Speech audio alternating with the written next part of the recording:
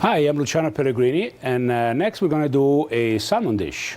Salmon is good for you. It's got a lot of omega-3 fatty acid. It's a great fish, and we're going to prepare it with fennel. I love to actually put the vegetable side as part of the recipe.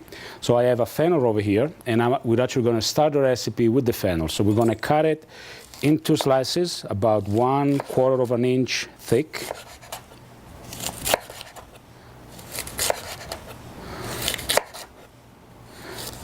Fennel, for those who don't really or have never had it, has a bit of an anise taste.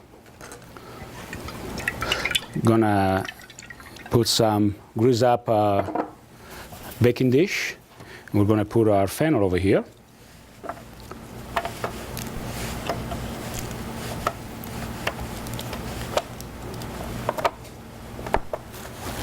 And we're gonna season salt and pepper.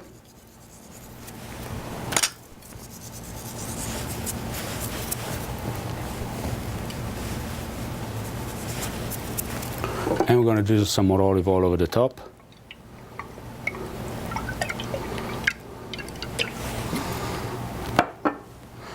And then we're going to cover it with a little bit of aluminum foil.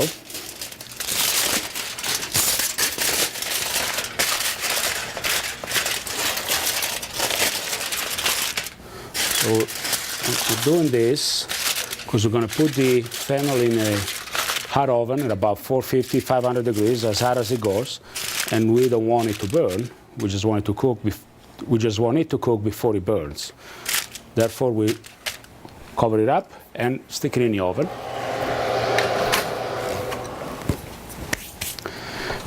And that will be ready in like a few minutes. So here we have our salmon medallions. We're going to take some breadcrumbs. And these are some of the leaves of the fennel. We're going to chop some of that up.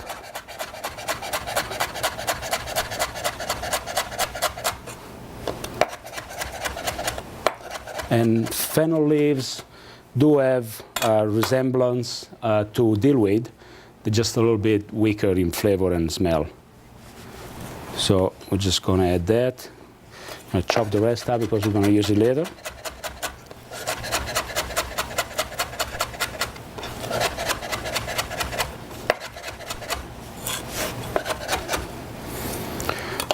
Then we're going to season our salmon with salt, pepper, and guess what? Fennel seeds. Over the top, just like that.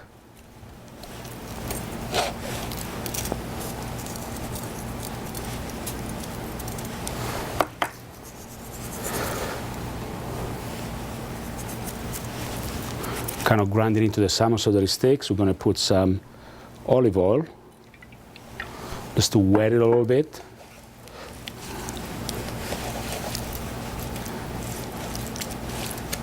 Just rub that seasoning in.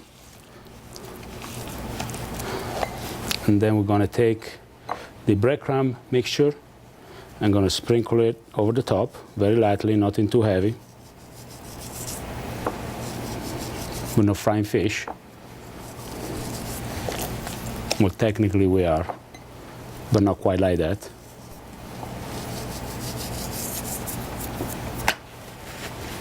Then we add a little bit of olive oil to a pan, which is being preheated. Again, I like to have my pan heated so that I don't waste any time waiting for the olive oil to heat up. So the pan is heating while everything else is getting ready. However, sometimes the pan gets too hot, and when you see smoking oil, it's not always a good sign. However, you do want it hot because the salmon itself is cold, and as soon as I put it in, is going to put the temperature of the pan down. It's going to bring the temperature of the pan down.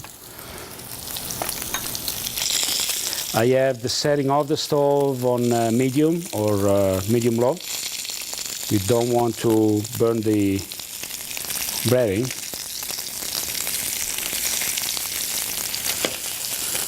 I am using a non-stick pan. If you do not have a non-stick pan, however, and you want to cook fish, and you've tried it in the past and it sticks to the pan all the time, so what you want to do is you want to add a little bit of butter to the oil, and then for some reason that coats the fish in a way and it does stick a little less to the pan. However, non-stick rules. So I turned the salmon and it just took just a little bit of color, not too much. And I'm going to flip this salmon over and over and over because I don't want the breadcrumbs to burn. So, and I want the salmon to cook to a medium temperature. So, I'm going to put this one over here. And another thing we're going to add to the recipe is verjuice. Verjuice is a something we use in the kitchen. It is the juice of green grapes, so to speak. It's not quite a vinegar, but it has a very high acidity content. So it could be used as a vinegar. It could be used for a dressing, for a salad. It could be used for marinades, or it can be used for sauces, just like we're going to do over here. So I'm going to flip my salmon on the side now. I kind of want a crust all over. I'm going to check quickly on the fennel.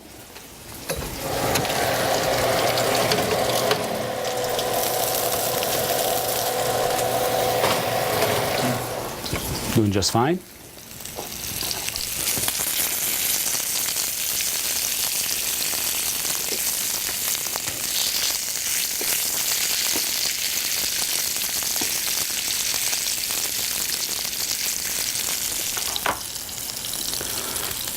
So I'm coloring the salmon on all sides. Again, I want a little bit of a crust all over the salmon. I'm going to take the fennel out for now, and I'm going to turn it around as well.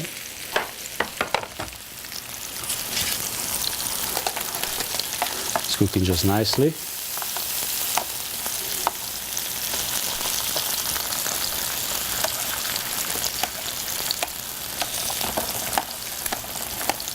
Then I'm going to actually add the salmon to the same pan.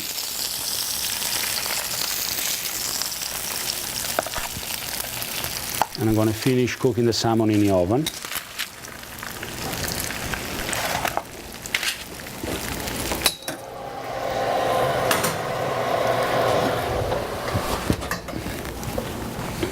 And then here in the same pan, I'm going to add a little butter.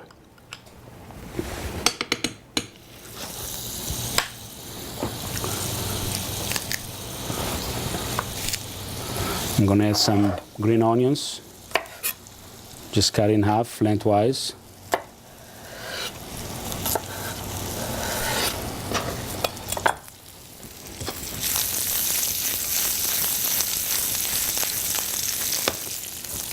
And then I'm going to add my verjuice. Now, if you didn't have any verjuice, then you can always add a little bit of perhaps white wine and add a little bit of lemon for acidity. Not quite the same, but close.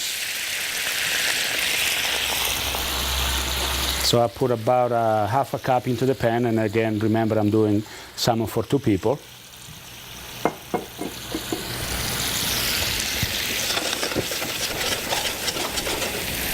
So then here I'm going to add the remaining fennel leaves that I saved earlier. And I'm going to taste my sauce and make sure that the flavors are there, or to see how much of what is missing. Nice acidity will cut into the salmon, which is very high in fat, by the way. Will be just perfect. And a salmon that thick will probably take about, all said and done, 6 to 8 minutes to cook medium. So our sauce here is reducing, and we're going to actually add one tiny, teensy, itty bitty little piece of butter again. You don't have to if you don't want to.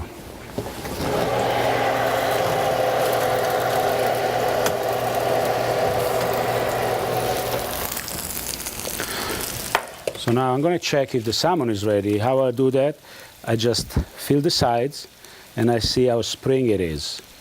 The springier it is, the more rare it is. So I think I'm going to cook it for just a couple minutes more.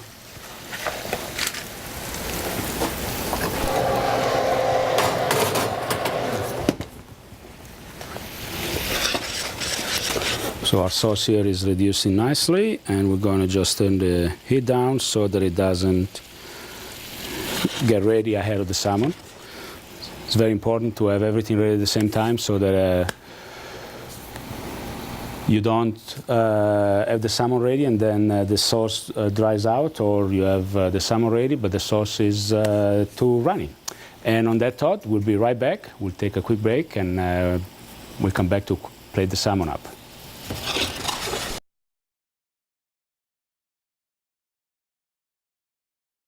And welcome back. The salmon should be just about ready now. We're going to take it out of the oven. Oh, I think so. I'm going to pop this off. So you see, touching back, a much firmer feel. And then another telling sign is that whitish stuff that comes out on the side. Those are the juices of the salmon that are firming up as the salmon cooks. At the same time, I can naturally use the same technique to see if the fennel is the way I like it. It is nice and soft. And as you see, it didn't color too much. And we're ready actually to plate our dish.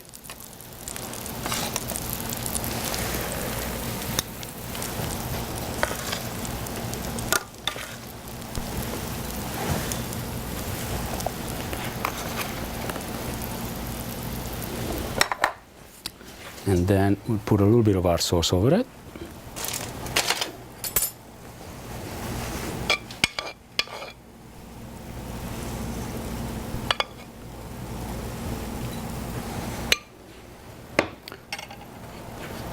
And for color, a little more of the green stuff.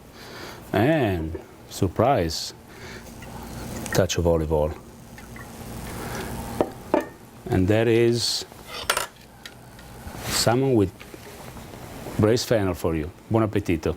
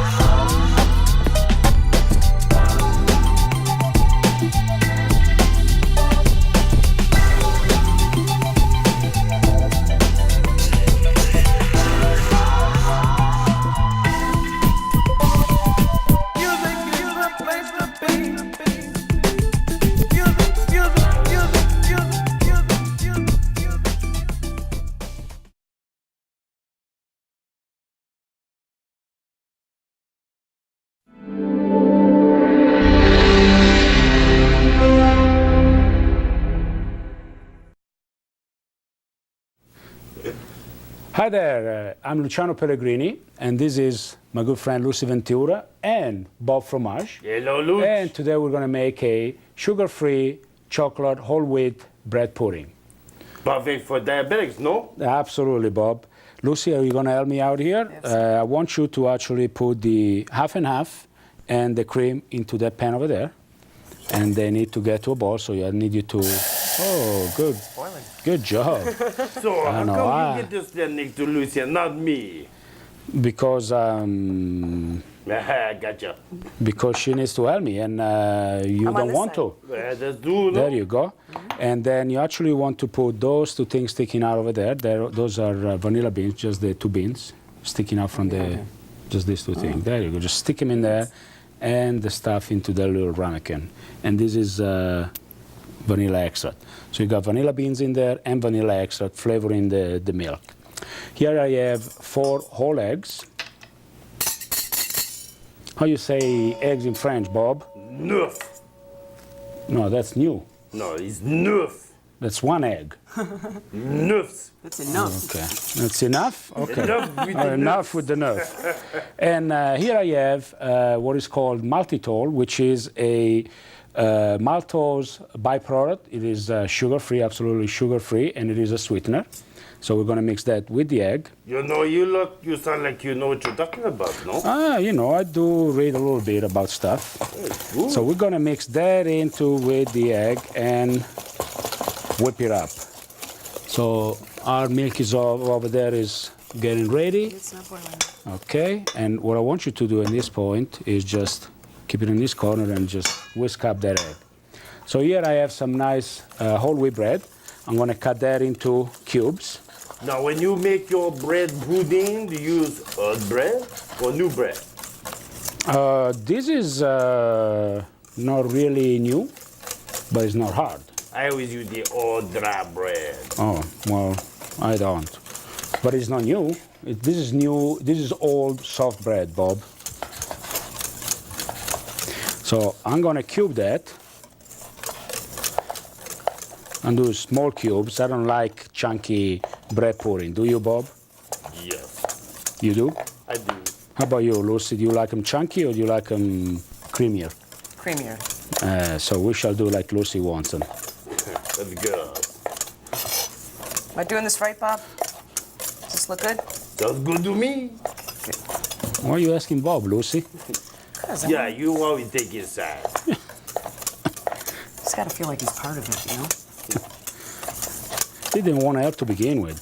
Anyway, I think that's enough bread for our sample dish. Looks good. And that looks great. So let's put it right over here on the side.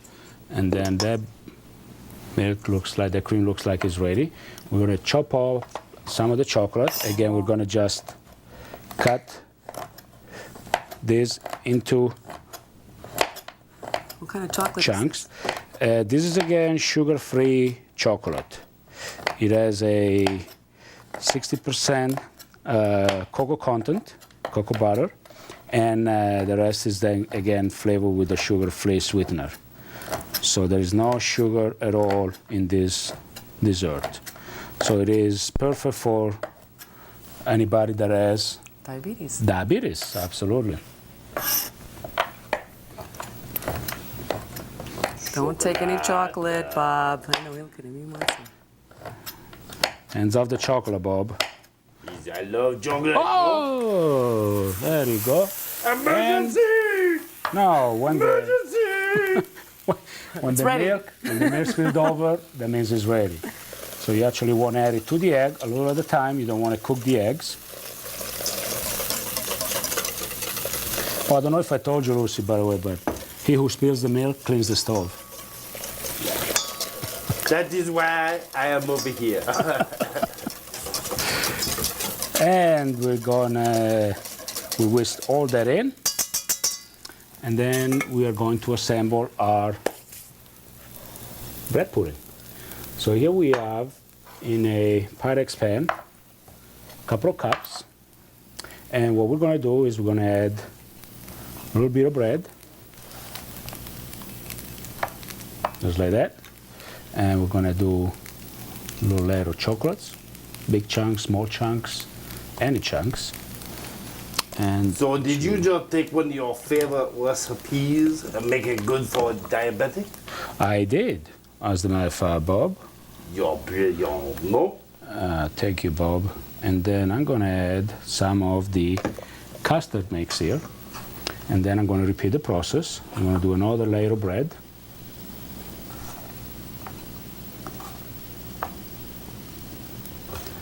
And a little bit of chocolate, or maybe a little bit more.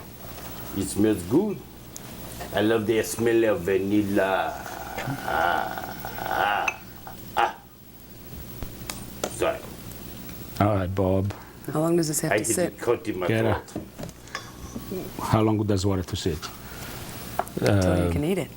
Oh, now it needs, Oh, you have to make it, no? now it needs to cook. I know it looks good to eat now, but it actually needs to cook. Now we're going to put it in the oven. So I'm going to do one more layer of chocolate. Right there. Plenty of chocolate. We love chocolate. Perfect dessert for chocoholic. Somewhat guilt-free. And we're just going to fill that up almost to the top. And this is going to be just like you like it, Lucy. Nice and creamy and chocolatey and Very guilt-free. easy, too. Perfect. Very easy. And we're going to put that into our Pyrex dish. Bon And- Marie. What was that, Bob? Bon Marie. Bon Marie? No, Bon Marie. Bon Marie? Bon Marie. Bon Marie. Anyway, we're going to add water to the pan to make a bain marie. Oh, in the pan, hopefully not on the counter.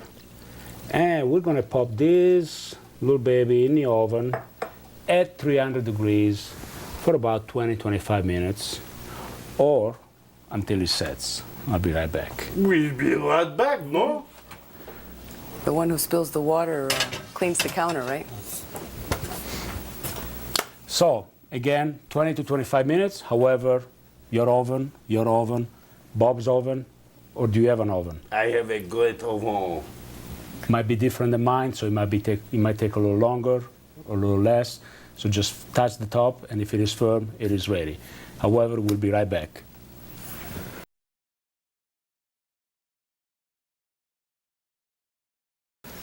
And welcome back. Lucy was so nice, she actually cleaned up the spill. And our pudding actually should be ready. 25 minutes have gone by. We're gonna go check in the oven. Has it really been that long? It has been. And look at these beauties. Oh, look at that. And as you can see, the top has puffed out a little bit. It has all firmed up. When you touch, they're nice and firm to the touch. That is exactly, Bob, back off. That is exactly what you want to see. You see, and then you see all the, Bob, I said back off. And the custard has come to the top and it's bubbled over. So anyway, you want to just go over there. And ideally, you want to put some powdered sugar on top, but no can do, sugar-free. Enjoy. Bob, you get first ready. dibs. It looks wonderful. Thank you so Thank much, you very Luciano. much. Thank you. Thank you for watching us. Until next time.